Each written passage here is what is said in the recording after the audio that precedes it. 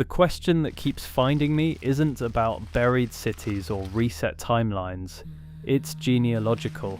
For several centuries, beginning with the collapse of the Mongol successor states and continuing with uncomfortable consistency into the 20th century, the same pattern emerges. Wherever a Chingisid bloodline remained politically meaningful, its documentation disappeared. Not the people, in every case. Not the territory, not the religion, not always even the language. What was targeted, and I use that word deliberately, knowing how much it implies, was the memory of descent, the written record of who came from whom, and why that specific ancestry carried any weight at all. I want to be precise about what I mean by Chingisid, because the word carries real weight. The direct descendants of Genghis Khan held a specific political currency in Central Asian tradition that no other aristocratic lineage matched. Only they could legitimately hold the title of Khan. That doctrine outlived the Mongol Empire by several centuries. The mainstream account of what happened to the Mongol successor states is coherent, and I want to be clear that it is not wrong. The Mongol Empire, built by Chinggis Khan in the 13th century, fragmented into successor Khanates, the Golden Horde, the Chagatai, the Ilkhanate, the Yuan, each eventually absorbed by rising regional powers. Those powers, Russia, China, Persia, the Ottoman Empire, defeated or absorbed the Tatar and Mongol polities over the course of several centuries. Their elites converted, assimilated, and intermarried. Their political structures dissolved. Dominant lineages lose relevance when the institutions sustaining them collapse. That is what historians call the normal mechanics of imperial succession. That explanation is reasonable. I held it for a long time because it fits the broad shape of what we know. Empires fall, aristocracies disperse. Records are lost in the chaos of transition. I am not here to dismiss any of that, but there is a difference between records being lost and records being deliberately removed. In 1552, Ivan the Terrible conquered Kazan, the capital of the Kazan Khanate, and what followed the military victory is documented. Ivan didn't simply abolish the Khanate or install a new administration. He ordered the destruction of the shajara, the written lineage documents that Chingisid families maintained to record and prove their descent. You don't need to destroy genealogical records to defeat an enemy. Military conquest is sufficient for that. You don't need to erase the paper record of someone's ancestry to prevent them from raising another army. The destruction of lineage documents serves a single function: making a future political claim impossible before it can ever be assembled. That is not a military act. It is something more calculated. When you destroy a bloodline's continuity record, you don't defeat only a present generation, you retroactively eliminate the family's political future. The heirs cannot claim what their grandfathers cannot be proven to have held. I keep returning to that distinction, but if this were only Ivan, I could find a sufficient explanation. Ivan was brutal in documented ways entirely unrelated to bloodline strategy. His destruction of the shajara at Kazan could be read as the paranoid precaution of a single violent mind. That would be enough if the pattern stopped there. It doesn't stop there. Peter the Great, reforming Russian administration in the early 18th century, systematically downgraded the legal standing of Tatar noble families throughout the empire. Many held murza status, a recognized aristocratic rank with real legal protections. Peter stripped large numbers of murza families of that standing, unless they converted to Russian Orthodoxy. Think carefully about what that requirement accomplished. It didn't only pressure religious conversion, it severed the genealogical claim. a family that converted, adopted Russian names, and entered the Orthodox Church, lost the ability to publicly trace its Tatar ancestry as political identity. The lineage didn't disappear biologically, it disappeared administratively, made legally invisible. Then Catherine the Great. Her policies toward Crimean Tatars after the 1783 annexation of Crimea followed the same internal logic in a different form. Large portions of the Tatar aristocratic class emigrated or were pressured to. Lands were redistributed. The institutional structures maintaining Tatar noble genealogies, the religious courts, the Vakuf endowments, were progressively dismantled. Each moment has its official explanation. Ivan needed military security. Peter needed administrative modernization. Catherine needed to consolidate new territory. Every explanation is individually plausible. That is precisely what makes the accumulation difficult to dismiss. The same outcome, repeating across 3 centuries, 3 distinct rulers, and 3 entirely different stated political objectives. And then 1944. I need to be careful here because the Stalinist deportation of the Crimean Tatars is among the most thoroughly documented atrocities of the 20th century. And it was first and above all a human catastrophe. 190,000 people were removed from their homeland within the span of days. The official justification was collective punishment for alleged wartime collaboration. Historians have largely rejected that narrative as fabricated or wildly exaggerated.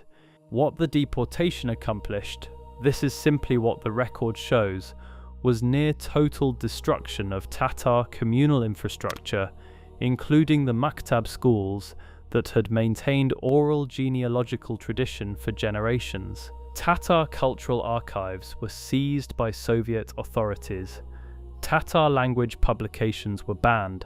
The Tatar intellectual class, the people who knew the lineages, who had written them down, who had preserved them in living memory, were disproportionately assigned to the harshest labor camps, where survival rates were the lowest. The people who remembered were specifically the ones made least likely to survive. I am not saying Stalin was personally preoccupied with Chingisid bloodlines. That leap the evidence does not support, but the mechanism repeats identically. The targeting of memory keepers, the destruction of archival records, the elimination of the institutions sustaining genealogical continuity. This time, no institutional connection exists between the perpetrators and any earlier moment I have described. The Soviet state shared no direct ideological lineage with Ivan's court or Peter's administrative apparatus. Whatever produced the same outcome here, it was not communication across centuries. It was something that doesn't require communication in order to replicate itself. Let me stop and address the strongest objection directly. The most reasonable counter-argument is this. What I'm identifying as a pattern is simply normal imperial behavior. All conquering empires destroy the genealogical records of defeated aristocracies. The Romans did it, the Ottomans did it. This is what political consolidation has always looked like. That argument is not wrong, and it kept me sitting with this material longer than I otherwise would have. But it runs into one specific problem. Most imperial record destruction is incidental, a byproduct of fire, conflict, and administrative transition. What I'm describing here follows a specific lineage across every geography it had scattered into. The Chingisid diaspora was geographically vast. After the collapse of the successor states, descendants settled across Afghanistan, Persia, India, the Ottoman Empire, Central Asia, in each context, at different moments, under entirely different regimes. the documentation of this specific lineage faced consistent pressure. That breadth is what standard imperial record destruction cannot easily explain. This is where the argument becomes genuinely uncomfortable, and I want to slow down rather than rush past it. Because if the pattern I've described is real, consistent targeting of Chingisid genealogical documentation across multiple continents, multiple centuries, and political systems sharing no ideology, then what produced it? A coordinated campaign would require coordination that was logistically impossible. The Russian Tsars and the Qing dynasty were not allies. The Stalinist Soviet state had no institutional connection to Catherine the Great's policies. No single architect could have supervised all of this across 3 centuries. Any theory requiring one does not survive its own weight. But here is what doesn't require a single architect: shared institutional logic. Empires don't need to communicate in order to reach similar conclusions when they face the same structural problem, and the Chingisid bloodline carried a political threat that no other defeated aristocratic lineage in history quite carried in the same concentrated form. In Central Asian political tradition, the principle of Chingisid legitimacy was not merely symbolic, it was constitutional. Only a direct descendant of Genghis Khan could legitimately hold the title of Khan. Even Tamerlane, one of the most formidable conquerors of the medieval world, could not use that title because he was not Chingisid. He ruled through puppet Chingisid Khans, keeping them on the throne as legitimizing instruments while holding all real power himself. That is how durable the doctrine was. A bloodline carrying that kind of legitimizing force is not a historical curiosity. It is a standing constitutional challenge to any ruler whose authority it implicitly undercuts. Any empire governing a significant Tatar or Mongol population inherited the same structural problem. People within that population carried ancestry which, by the internal logic of the governed culture, constituted a claim superior to the current rulers. You don't need a conspiracy to produce consistent behavior in response to that. You need only shared institutional self-interest. The silence doesn't require a secret. It requires only that the people with the most to lose from the survival of Chingisid genealogical memory were, in every case, also the people with access to the archives. That convergence of motive and access repeats with a regularity I have not been able to explain innocently. I need to name the strongest counter-argument to the genealogical threat theory because it matters. If the Chingisid bloodline posed such a persistent threat, why did so many Chingisid-descended families survive, and in some cases thrive, under the very empires I'm describing? The Kazan Khanate in Russia was a Chingisid vassal state existing under Russian Imperial protection until 1681. Tatar nobles served in the Russian military aristocracy for generations.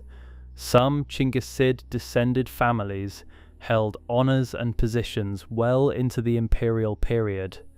This is real, and it complicates the picture I am drawing. Any account I offer has to honestly accommodate this. It cannot be a story of simple total extermination. This complication sharpens the question rather than dissolving it. The families that were tolerated were the ones who renounced the claim, who converted, who publicly surrendered the genealogical identity that gave the lineage its political meaning. What was suppressed was not the blood, it was the memory of the blood. That is a precise distinction. You can absorb a Chingisid family safely once they can no longer prove what they are.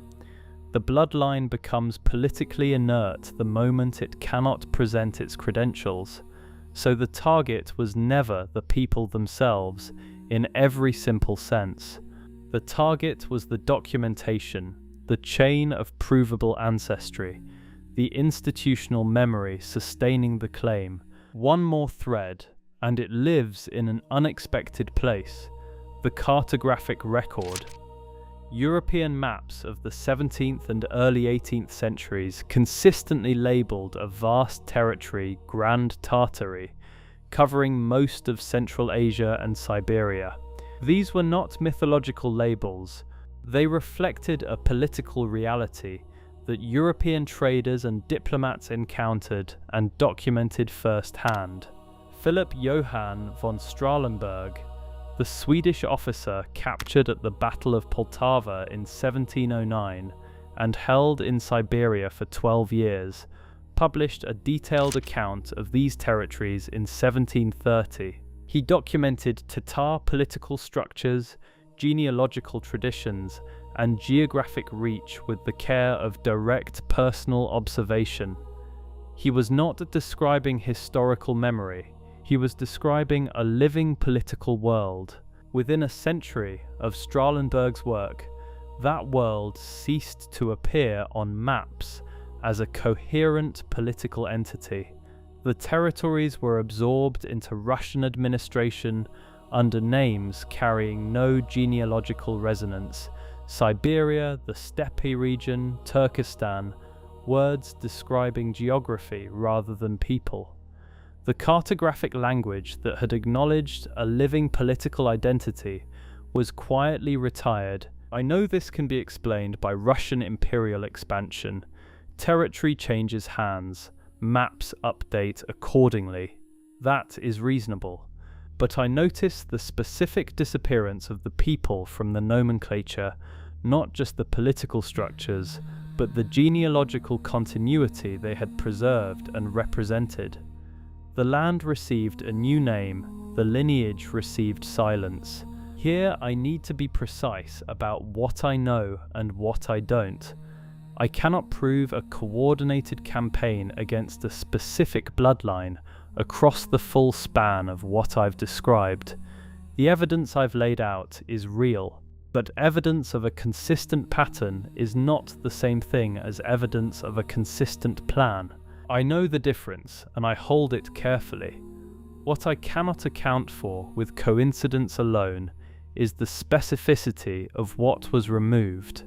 Not always the people, not always the territory, the religion, or the language.